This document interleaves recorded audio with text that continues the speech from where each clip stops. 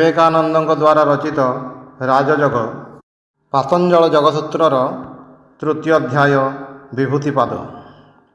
ए अध्याय रे जगर विभूति अर्थात शक्ति व ऐश्वर्य विषय आलोचित हेब।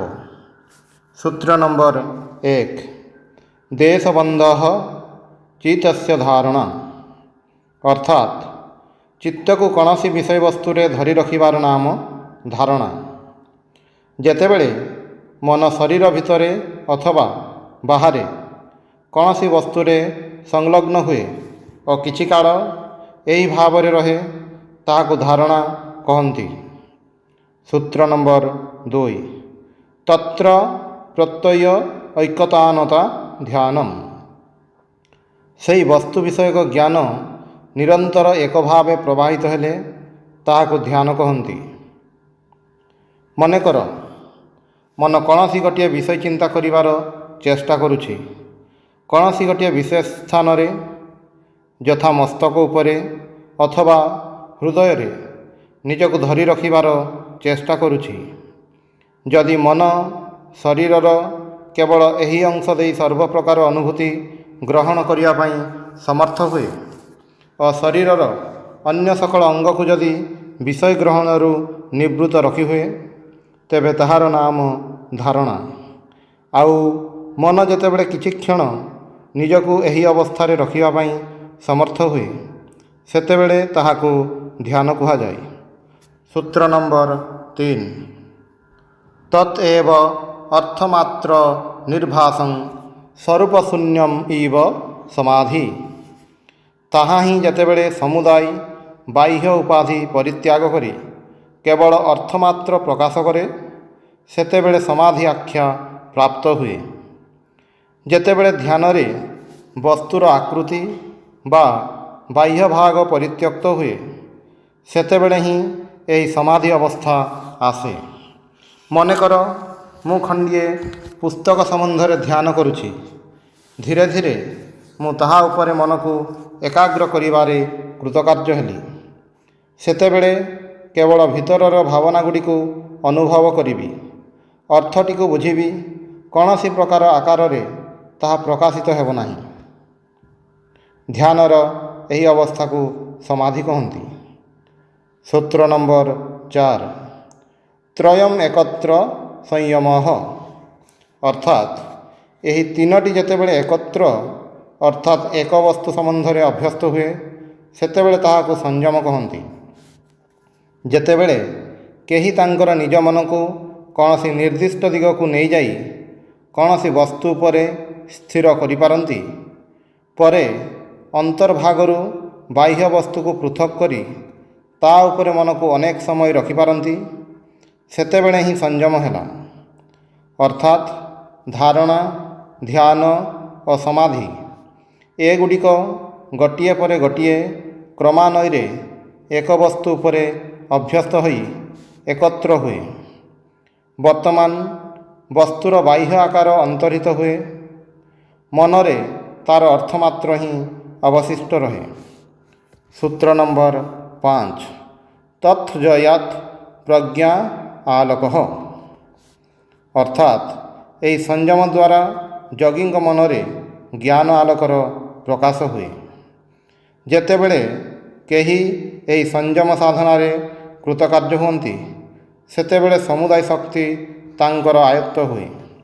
एही संयम ही जोगींकर ज्ञान लाभर प्रधान यंत्र।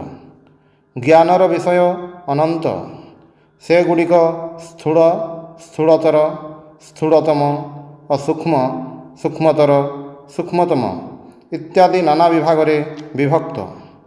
एही संयम प्रथमतः स्थूल वस्तु परे प्रयोग करने हुए। आउ जेतेबेले स्थूल विषय रे ज्ञान लाभ होउथाय सेतेबेले टिकिए टिकिए करी स्तरे स्तरे ता सूक्ष्मतर वस्तु परे प्रयोग करने हेब।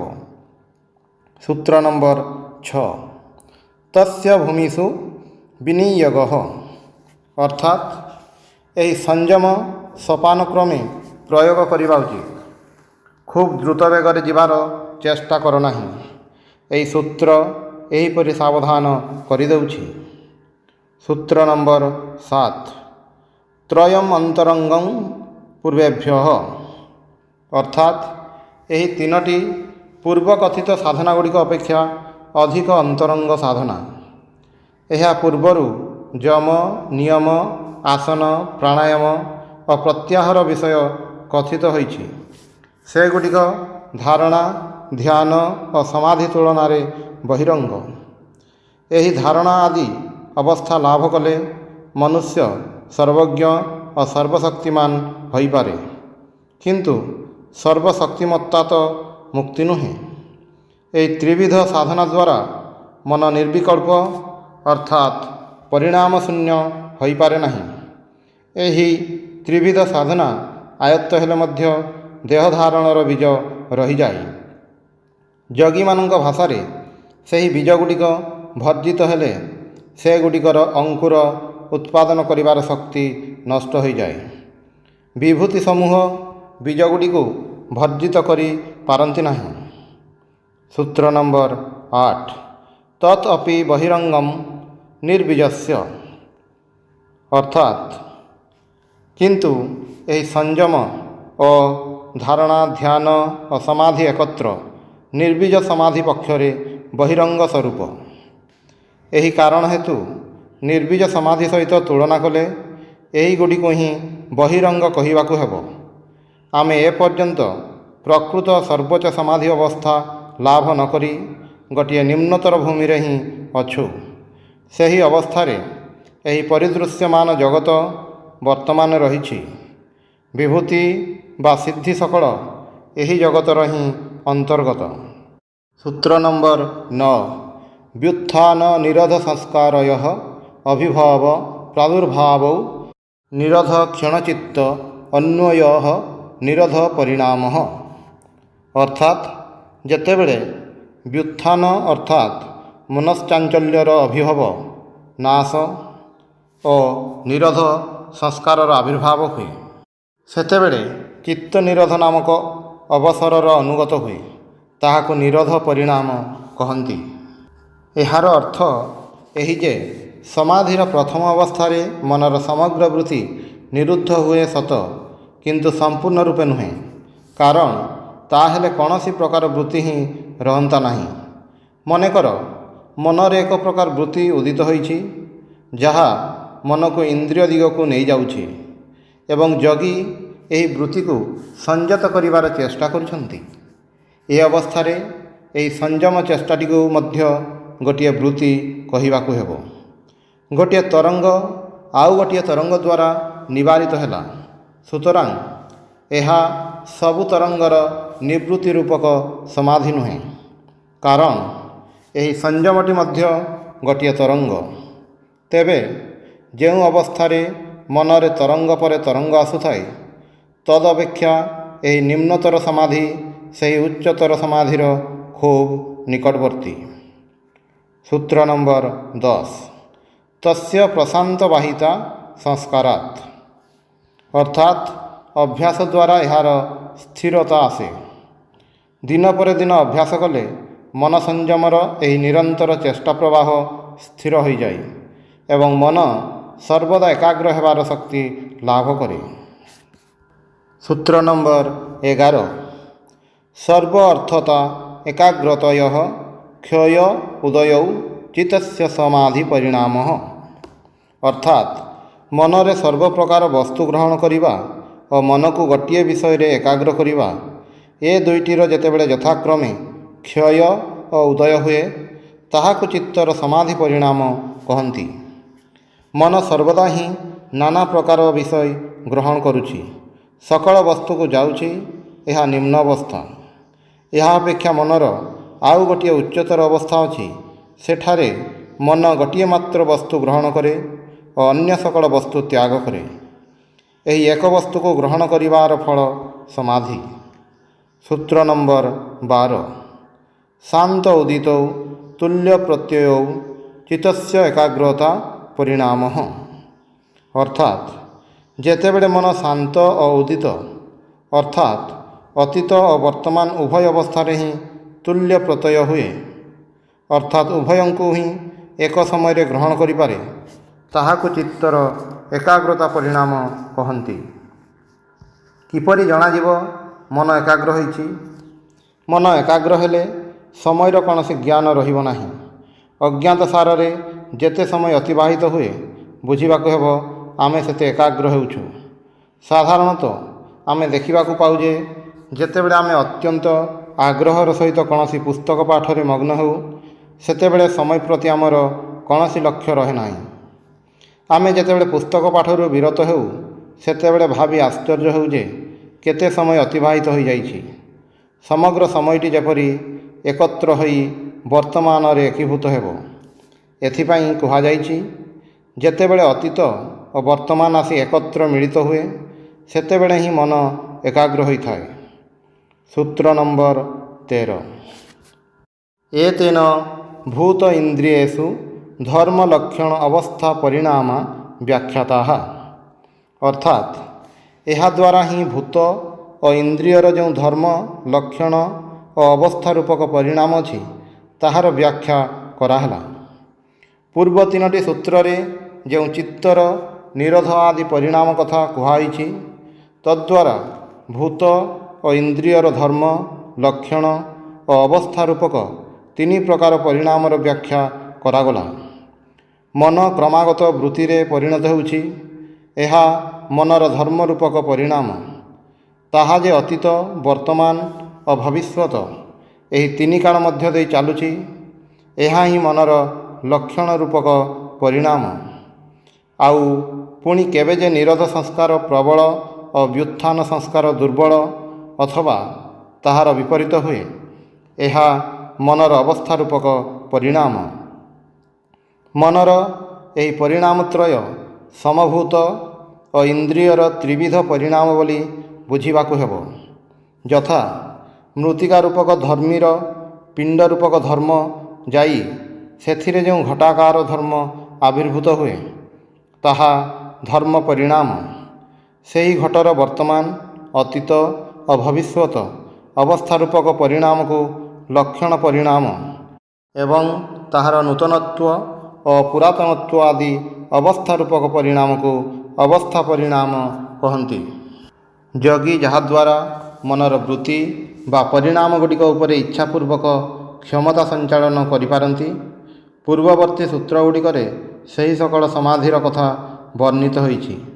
ସେଥିରୁ ହିଁ ପୂର୍ବୋକ୍ତ ସଂଯମ ଶକ୍ତି ଲାଭ ହୋଇଥାଏ। ସୂତ୍ର ନମ୍ବର 14।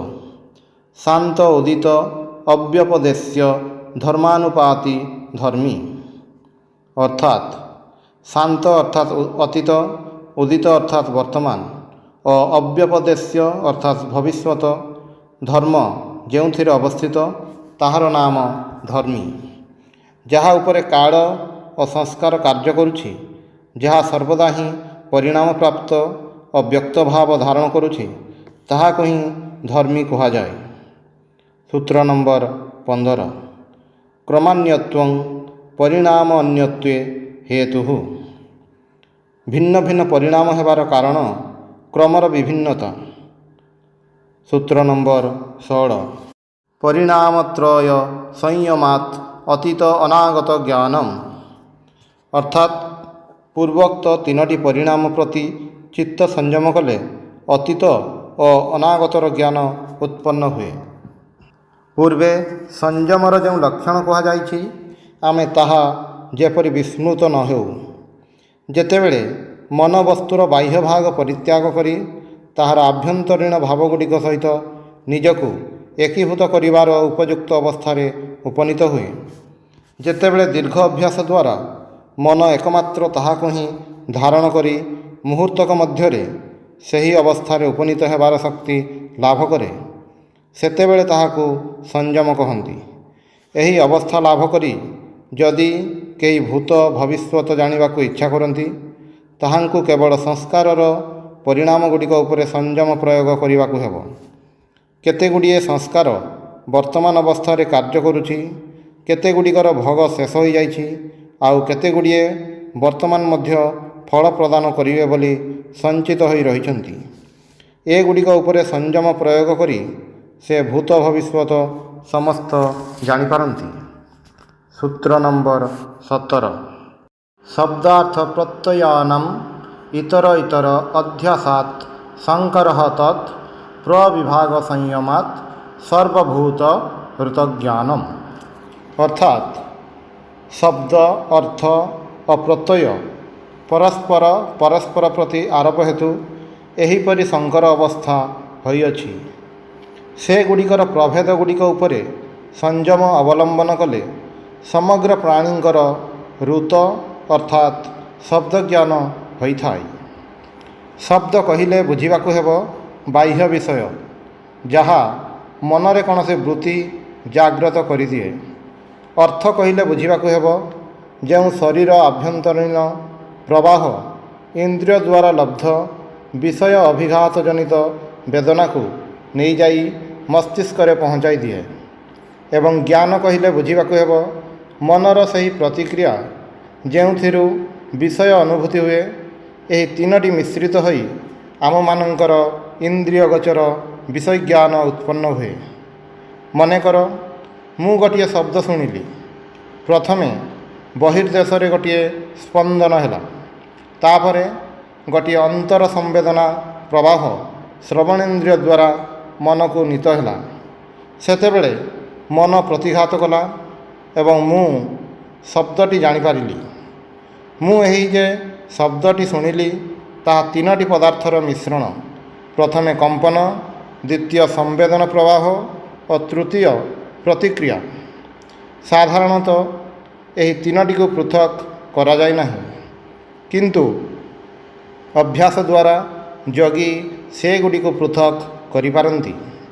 साधक जेतेबेले ए गुडी को पृथक करिवार शक्ति लाभ करती सेतेबेले से जेकोसी शब्द उपरे संयम प्रयोग करती। सही शब्द मनुष्यकृत हो बा अन्य कौनसी प्राणीकृत हो, ताहार उद्दिष्ट अर्थ से तत्क्षणात् बुझीपारती। सूत्र नंबर 18 संस्कार साक्षात्करणात् पूर्वजाति ज्ञानम।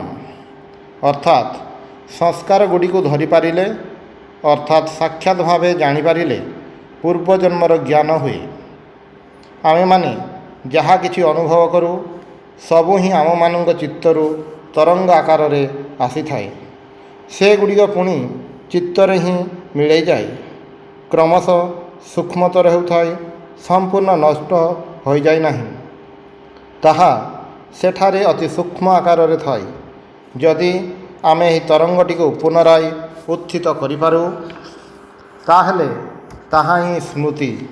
सुतरां योगी जदि मनर एही सकल पूर्व संस्कार उपरे संयम करिपारंती तेबे से तांकर पूर्ववर्ती सकल जन्मर कथा स्मरण करिपारिबे। सूत्र नंबर 19 प्रत्ययस्य परचित्त ज्ञानम। अर्थात अन्य लोकर शरीर रे ଯେଉଁ सकल चिन्ह अच्छी से गुड़िकरे संयम कले से व्यक्तिंग मनर भाव जानी हुए। प्रत्येक व्यक्तिंग शरीर रे ही केते गुड़िया विशेष प्रकार चिन्ह अच्छी, तद्वारा ताहाको अपर व्यक्ति ठारू पृथक करा जाय। जेतेबेले योगी कौनसी व्यक्तिर एही विशेष चिन्ह गुड़िक उपरे संयम करती सेतेबेले से सही व्यक्तिंग मनर गठन बा अवस्था जानिपारती।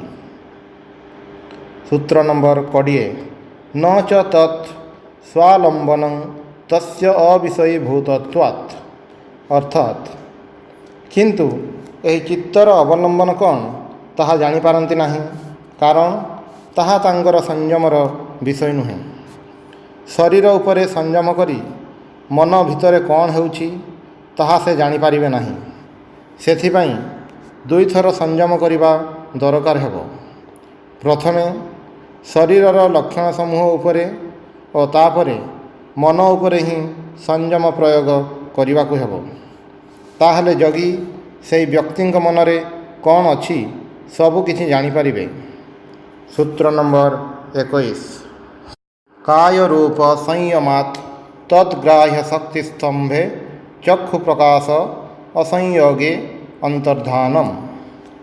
अर्थात देहर आकृति उपरे संयम करी एही आकृति को अनुभव करिवार शक्ति स्तंभित अर्थात बाधा प्राप्त हेले और चक्षुर प्रकाश शक्ति सहित ताहार असंयोग हेले योगी ଲୋକ ସମକ୍ଷରେ ଅନ୍ତର୍ହିତ ହୋଇପାରନ୍ତି। ମନେକର କୌଣସି ଯୋଗୀ ଏହି ଗୃହ ମଧ୍ୟରେ ଦଣ୍ଡାୟମାନ ହୋଇଛନ୍ତି। ସେ ଆପାତ ଦୃଷ୍ଟିରେ ସମସ୍ତଙ୍କ ସମକ୍ଷରେ ଅନ୍ତର୍ହିତ ହୋଇପାରନ୍ତି। ସେ ଯେ ବାସ୍ତବିକ ଅନ୍ତର୍ହିତ ହୁଅନ୍ତି ତାହା ନୁହେଁ, ମାତ୍ର କେହି ତାଙ୍କୁ ଦେଖିପାରିବେ ନାହିଁ। ଶରୀରର ଆକୃତି ଓ ଶରୀର ଏ ଦୁଇଟିକୁ ସେ ଯେପରି ପୃଥକ୍ କରି ପକାନ୍ତି। ଏହା ଯେପରି ସ୍ମରଣ ଥାଏ ଯେ ଯୋଗୀ ଯେତେବେଳେ ଏ ପ୍ରକାର ଏକାଗ୍ରତା ଶକ୍ତି ଲାଭ କରନ୍ତି ଯେ ସେ ବସ୍ତୁର ଆକାର ଓ ବସ୍ତୁକୁ ପରସ୍ପର ପୃଥକ୍ କରିପାରନ୍ତି, ସେତେବେଳେ ହିଁ ସେ ଏପରି ଅଦୃଶ୍ୟ ହୋଇପାରନ୍ତି। ଯୋଗୀ ଆକାର ଓ ଏହି ଆକାରବାନ ବସ୍ତୁର ପାର୍ଥକ୍ୟ ଉପରେ ସଂଯମ ପ୍ରୟୋଗ କରନ୍ତି ଏବଂ ଏହି ଆକୃତିକୁ ଅନୁଭବ କରିବାର ଶକ୍ତିକୁ ବାଧା ଦିଅନ୍ତି। ଆକୃତି ଓ ଆକାରବାନ ବସ୍ତୁର ସଂଯୋଗ ହେତୁ ଆମେ ଆକୃତି ଉପଲବ୍ଧି କରୁ। ସୂତ୍ର ନମ୍ବର 22।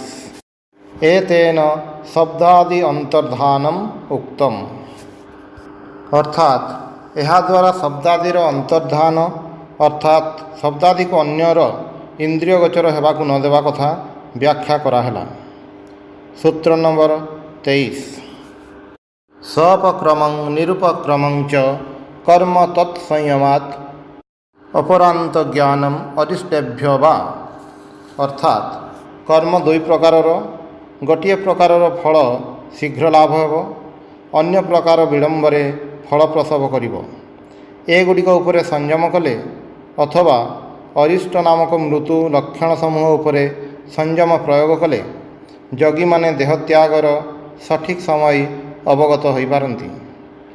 ଯେତେବେଳେ ଯୋଗୀ ତାଙ୍କ ନିଜ କର୍ମ ଉପରେ ଅର୍ଥାତ୍ ତାଙ୍କ ମନ ଭିତରେ ଯେଉଁ ସଂସ୍କାର ଗୁଡ଼ିକର କାର୍ଯ୍ୟ ଆରମ୍ଭ ହୋଇଛି ତାହାଦ୍ୱାରା ଓ ସେଗୁଡ଼ିକ କେବେ ଫଳ ପ୍ରସବ ପାଇଁ ଅପେକ୍ଷା କରୁଛନ୍ତି ସେଗୁଡ଼ିକ ଉପରେ ସଂଯମ ପ୍ରୟୋଗ କରନ୍ତି, ସେତେବେଳେ ସେ ଯେଉଁଗୁଡ଼ିକ ଫଳ ପ୍ରସବ ପାଇଁ ଅପେକ୍ଷା କରୁଛନ୍ତି ସେଗୁଡ଼ିକ ଦ୍ୱାରା ଜାଣିପାରନ୍ତି କେବେ ତାଙ୍କର ଶରୀରପାତ ହେବ, କେଉଁ ଦିନ କେତେଟା ସମୟରେ, ଏପରିକି କେତେ ମିନିଟରେ ମୃତ୍ୟୁ ହେବ ସେ କଥା ମଧ୍ୟ ସେ ଜାଣିପାରନ୍ତି। ମୃତ୍ୟୁ ଯେ ସର୍ବଦା ଆସନ୍ନ ଏହା ଜାଣିବା ହିନ୍ଦୁମାନେ ବିଶେଷ ପ୍ରୟୋଜନୀୟ ମନେ କରନ୍ତି, କାରଣ ଗୀତାରେ ଏହା ଶିକ୍ଷା ଦିଆଯାଇଛି ଯେ ମୃତ୍ୟୁକାଳୀନ ଚିନ୍ତା ପରବର୍ତ୍ତୀ ଜୀବନ ନିୟନ୍ତ୍ରିତ କରିବା ପକ୍ଷରେ ବିଶେଷ ଶକ୍ତିଶାଳୀ। ସୂତ୍ର ନମ୍ବର 24। ମୈତ୍ରାଦିଷୁ ବଲାନି। ଅର୍ଥାତ୍ ମୈତ୍ରୀ, କରୁଣା ଇତ୍ୟାଦି ଗୁଣଗୁଡ଼ିକ ଉପରେ ସଂଯମ ପ୍ରୟୋଗ କଲେ ଯୋଗୀ ଏହି ଗୁଣଗୁଡ଼ିକରେ ଉତ୍କର୍ଷତା ଲାଭ କରନ୍ତି। ସୂତ୍ର ନମ୍ବର 25। ବଲେଷୁ ହସ୍ତିବଲାଦୀନି। ଅର୍ଥାତ୍ ହସ୍ତି ପ୍ରଭୃତିଙ୍କ ବଳ ଉପରେ ସଂଯମ ପ୍ରୟୋଗ କଲେ ଯୋଗୀଙ୍କ ଶରୀରରେ ସେହି ପ୍ରାଣୀର ବଳ ଆସେ। ଯେତେବେଳେ ଯୋଗୀ ଏହି ସଂଯମ ଶକ୍ତି ଲାଭ କରନ୍ତି ସେତେବେଳେ ସେ ଯଦି ବଳ ଲାଭ କରିବାକୁ ଇଚ୍ଛା କରନ୍ତି ଏବଂ ହସ୍ତିର ବଳ ଉପରେ ସଂଯମ ପ୍ରୟୋଗ କରନ୍ତି ତେବେ ତାହା ହିଁ ଲାଭ କରିଥାନ୍ତି। ପ୍ରତ୍ୟେକ ବ୍ୟକ୍ତି ଭିତରେ ଅନନ୍ତ ଶକ୍ତି ରହିଛି। ଜଣେ ଯଦି ଉପାୟ ଜାଣେ ତେବେ ଏହି ଶକ୍ତିକୁ ଇଚ୍ଛା ଅନୁସାରେ ବ୍ୟବହାର ମଧ୍ୟ କରିପାରେ। ଯୋଗୀ ତାହା ଲାଭ କରିବାର ବିଜ୍ଞାନ ଆବିଷ୍କାର କରିଛନ୍ତି। ସୂତ୍ର ନମ୍ବର 26। ପ୍ରବୃତ୍ତି ଆଲୋକ ନ୍ୟାସାତ୍ ସୂକ୍ଷ୍ମ ବ୍ୟବହିତ ବିପ୍ରକୃଷ୍ଟ ଜ୍ଞାନମ୍। ଅର୍ଥାତ୍ ପୂର୍ବକଥିତ ମହାଜ୍ୟୋତି ଉପରେ ସଂଯମ କଲେ ସୂକ୍ଷ୍ମ, ବ୍ୟବହିତ ଓ ଦୂରବର୍ତ୍ତୀ ବସ୍ତୁର ଜ୍ଞାନ ହୋଇଥାଏ। ହୃଦୟରେ ଯେଉଁ ମହାଜ୍ୟୋତି ଅଛି ତା ଉପରେ ସଂଯମ କଲେ ଅତି ଦୂରବର୍ତ୍ତୀ ବସ୍ତୁ ମଧ୍ୟ ସେ ଦେଖିପାରନ୍ତି। ଯଦି କୌଣସି ବସ୍ତୁ ପାହାଡ଼ର ଆଢ଼ୁଆଳରେ ଥାଏ ତାହା ଏବଂ ଅତି ସୂକ୍ଷ୍ମ ବସ୍ତୁ ମଧ୍ୟ ସେ ଦେଖିପାରନ୍ତି। ସୂତ୍ର ନମ୍ବର 27। ଭୁବନ ଜ୍ଞାନମ୍ ସୂର୍ୟେ ସଂୟମାତ୍। ଅର୍ଥାତ୍ ସୂର୍ଯ୍ୟଙ୍କଠାରେ ସଂଯମ ଦ୍ୱାରା ସମଗ୍ର ଜଗତର ଜ୍ଞାନ ଲାଭ ହୁଏ। ସୂତ୍ର ନମ୍ବର 28। ଚନ୍ଦ୍ରେ ତାରା ବୁହ୍ୟ ଜ୍ଞାନମ୍। ଅର୍ଥାତ୍ ଚନ୍ଦ୍ରରେ ସଂଯମ କଲେ ତାରକା ସମୂହର ଜ୍ଞାନ ଲାଭ ହୁଏ। ସୂତ୍ର ନମ୍ବର 29। ଧ୍ରୁବେ ତଦ୍ଗତି ଜ୍ଞାନମ୍। ଅର୍ଥାତ୍ ଧ୍ରୁବ ତାରାରେ ଚିତ୍ତ ସଂଯମ କଲେ ତାରା ସମୂହର ଗତି ଜ୍ଞାନ ହୁଏ। ସୂତ୍ର ନମ୍ବର 30। ନାଭିଚକ୍ରେ କାୟବୈହ୍ୟ ଜ୍ଞାନମ ଅର୍ଥାତ୍ ନାଭିଚକ୍ରରେ ଚିତ୍ତ ସଂଯମ କଲେ ଶରୀରର ଗଠନ ଜଣାଯାଏ। ସୂତ୍ର ନମ୍ବର 31 କଣ୍ଠକୂପେ କ୍ଷୁତ୍ ପିପାସା ନିବୃତ୍ତି ଅର୍ଥାତ୍ କଣ୍ଠକୂପରେ ସଂଯମ କଲେ କ୍ଷୁତ୍ ପିପାସା ନିବୃତ୍ତ ହୁଏ। ଅତିଶୟ କ୍ଷୁଧିତ ବ୍ୟକ୍ତି ଯଦି କଣ୍ଠକୂପରେ ଚିତ୍ତ ସଂଯମ କରିପାରନ୍ତି ତେବେ ତାଙ୍କର କ୍ଷୁଧା ଓ ପିପାସାର ନିବୃତ୍ତି ହୁଏ। ସୂତ୍ର ନମ୍ବର 32 କୁର୍ମ ନାଡ୍ୟାଂ ସ୍ଥୈର୍ଯ୍ୟମ୍ ଅର୍ଥାତ୍ କୁର୍ମ ନାଡିରେ ଚିତ୍ତ ସଂଯମ କଲେ ଶରୀରର ସ୍ଥିରତା ଆସେ। ଯେତେବେଳେ ସେ ସାଧନା କରନ୍ତି ସେତେବେଳେ ତାଙ୍କ ଶରୀର ଚଞ୍ଚଳ ହୁଏ ନାହିଁ। ସୂତ୍ର ନମ୍ବର 33 ମୂର୍ଦ୍ଧ୍ଵ ଜ୍ୟୋତିଷି ସିଦ୍ଧ ଦର୍ଶନମ୍ ଅର୍ଥାତ୍ ମସ୍ତିଷ୍କର ଜ୍ୟୋତି ଉପରେ ସଂଯମ କଲେ ସିଦ୍ଧ ପୁରୁଷମାନଙ୍କର ଦର୍ଶନ ଲାଭ ହୁଏ। ସିଦ୍ଧଗଣ ଭୂତଜନି ଅପେକ୍ଷା କିଞ୍ଚିତ୍ ଉଚ୍ଚସ୍ତରର। ଯୋଗୀ ଯେତେବେଳେ ତାଙ୍କ ମସ୍ତକର ଉପରି ଭାଗରେ ମନ ସଂଯମ କରନ୍ତି ସେତେବେଳେ ସେ ଏହି ସିଦ୍ଧଗଣଙ୍କର ଦର୍ଶନ ପାଆନ୍ତି। ଏଠାରେ ସିଦ୍ଧ ଶବ୍ଦ ମୁକ୍ତ ପୁରୁଷଙ୍କୁ ବୁଝାଉ ନାହିଁ, ଯଦିଓ ସଚରାଚର ତାହା ଏହି ଅର୍ଥରେ ବ୍ୟବହୃତ ହୋଇଥାଏ। ସୂତ୍ର ନମ୍ବର 34 ପ୍ରତିଭାଦ୍ୱା ସର୍ବମ୍ ଅର୍ଥାତ୍ ଅଥବା ପ୍ରତିଭା ଶକ୍ତି ଦ୍ୱାରା ସମଗ୍ର ଜ୍ଞାନ ଲାଭ ହୁଏ। ଯେଉଁମାନଙ୍କର ଏହିପରି ପ୍ରତିଭା ଶକ୍ତି ଅର୍ଥାତ୍ ପବିତ୍ରତା ଦ୍ୱାରା ଲବ୍ଧ ଜ୍ଞାନ ବିଶେଷ ଅଛି, କୌଣସି ପ୍ରକାର ସଂଯମ ବ୍ୟତୀତ ହିଁ ସେମାନେ ଏହି ସମଗ୍ର ଜ୍ଞାନର ଅଧିକାରୀ ହୁଅନ୍ତି। ଯେତେବେଳେ ମନୁଷ୍ୟ ଉଚ୍ଚ ପ୍ରତିଭା ଶକ୍ତି ଲାଭ କରନ୍ତି ସେତେବେଳେ ହିଁ ସେ ଏହି ମହାଆଲୋକ ପ୍ରାପ୍ତ ହୁଅନ୍ତି। ତାଙ୍କ ନିକଟରେ ସବୁକିଛି ସ୍ପଷ୍ଟ ହୋଇଯାଏ। କୌଣସି ପ୍ରକାର ସଂଯମ ବ୍ୟତୀତ ସମଗ୍ର ଜ୍ଞାନ ଆପଣା ଛାଏଁ ତାଙ୍କଠାରେ ପ୍ରକାଶିତ ହୁଏ। ସୂତ୍ର ନମ୍ବର 35 ହୃଦୟ ଚିତ୍ତ ସମ୍ବିତ୍ ଅର୍ଥାତ୍ ହୃଦୟରେ ଚିତ୍ତ ସଂଯମ କଲେ ମନ ବିଷୟକ ଜ୍ଞାନ ଲାଭ ହୁଏ। ସୂତ୍ର ନମ୍ବର 36 ସତ୍ତ୍ୱପୁରୁଷୟଃ ଅତ୍ୟନ୍ତ ଅସଂକୀର୍ଣ୍ଣୟଃ ପ୍ରତ୍ୟୟ ଅବିଶେଷାତ୍ ଭୋଗଃ ପରାର୍ଥତ୍ୱାତ୍ ସ୍ୱାର୍ଥ ସଂୟମାତ୍ ପୁରୁଷ ଜ୍ଞାନମ୍ ଅର୍ଥାତ୍ ପୁରୁଷ ବୁଦ୍ଧି ମଧ୍ୟରେ ବିବେକର ଅଭାବ ହେତୁ ଭୋଗ ହୋଇଥାଏ। ସେହି ଭୋଗ ପରାର୍ଥ ଅର୍ଥାତ୍ ଅପରର ବା ପୁରୁଷ ପାଇଁ। ବୁଦ୍ଧିର ଅନ୍ୟ ଏକ ଅବସ୍ଥାର ନାମ ସ୍ୱାର୍ଥ। ତା ଉପରେ ସଂଯମ କଲେ ପୁରୁଷର ଜ୍ଞାନ ହୁଏ। ପୁରୁଷ ବୁଦ୍ଧି ପ୍ରକୃତପକ୍ଷେ ସମ୍ପୂର୍ଣ୍ଣ ସ୍ୱତନ୍ତ୍ର। ତାହେଲେ ମଧ୍ୟ ପୁରୁଷ ବୁଦ୍ଧିରେ ପ୍ରତିବିମ୍ବିତ ହୋଇ ତାହା ସହିତ ନିଜକୁ ଅଭେଦ ଭାବାପନ୍ନ ମନେକରେ ଏବଂ ସେଥିରେ ହିଁ ନିଜକୁ ସୁଖୀ ବା ଦୁଃଖୀ ବୋଧ କରିଥାଏ। ବୁଦ୍ଧିର ଏହି ଅବସ୍ଥାକୁ ପରାର୍ଥ କହନ୍ତି, କାରଣ ତାହାର ସମସ୍ତ ଭୋଗ ନିଜ ପାଇଁ ନୁହେଁ, ପୁରୁଷ ପାଇଁ। ଏତଦ୍‌ବ୍ୟତୀତ ବୁଦ୍ଧିର ଅନ୍ୟ ଏକ ଅବସ୍ଥା ଅଛି, ତାହାର ନାମ ସ୍ୱାର୍ଥ। ଯେତେବେଳେ ବୁଦ୍ଧି ସତ୍ତ୍ୱ ପ୍ରଧାନ ହୋଇ ଅତିଶୟ ନିର୍ମଳ ହୁଏ ସେତେବେଳେ ସେଥିରେ ପୁରୁଷ ବିଶେଷ ଭାବେ ପ୍ରତିବିମ୍ବିତ ହୁଅନ୍ତି ଏବଂ ସେହି ବୁଦ୍ଧି ଅନ୍ତର୍ମୁଖୀ ହୋଇ ପୁରୁଷ ମାତ୍ର ଅବଲମ୍ବନ ହୁଏ। ସେହି ସ୍ୱାର୍ଥ ନାମକ ବୁଦ୍ଧିରେ ସଂଯମ କଲେ ପୁରୁଷର ଜ୍ଞାନ ହୁଏ। ପୁରୁଷ ମାତ୍ରା ଅବଲମ୍ବନ ବୁଦ୍ଧିରେ ସଂଯମ କରିବାକୁ କହିବାର ଉଦ୍ଦେଶ୍ୟ ଏହି ଯେ ଶୁଦ୍ଧ ପୁରୁଷ ଜ୍ଞାତ ହୋଇଥିବାରୁ କେବେ ହେଲେ ଜ୍ଞାନର ବିଷୟ ହୋଇପାରେ ନାହିଁ। ସୂତ୍ର ନମ୍ବର 37 ତତଃ ପ୍ରାତିଭ ଶ୍ରାବଣ ବେଦନ ଆଦର୍ଶ ଆସ୍ୱାଦ ବାର୍ତ୍ତା ଜାୟନ୍ତେ ଅର୍ଥାତ୍ ସେଥିରୁ ପ୍ରାତିଭ ଅର୍ଥାତ୍ ଅଲୌକିକ ଶ୍ରବଣ, ସ୍ପର୍ଶ, ଦର୍ଶନ, ସ୍ୱାଦ ଓ ଘ୍ରାଣ ଉତ୍ପନ୍ନ ହୁଏ। ସୂତ୍ର ନମ୍ବର 38 ତେ ସମାଧୌ ଉପସର୍ଗାଃ ବ୍ୟୁତ୍ଥାନେ ସିଦ୍ଧୟଃ ଅର୍ଥାତ୍ ଏମାନେ ସମାଧି ପଥରେ ବାଧା, କିନ୍ତୁ ସଂସାର ଅବସ୍ଥାରେ ସେମାନେ ସିଦ୍ଧି ସ୍ୱରୂପ।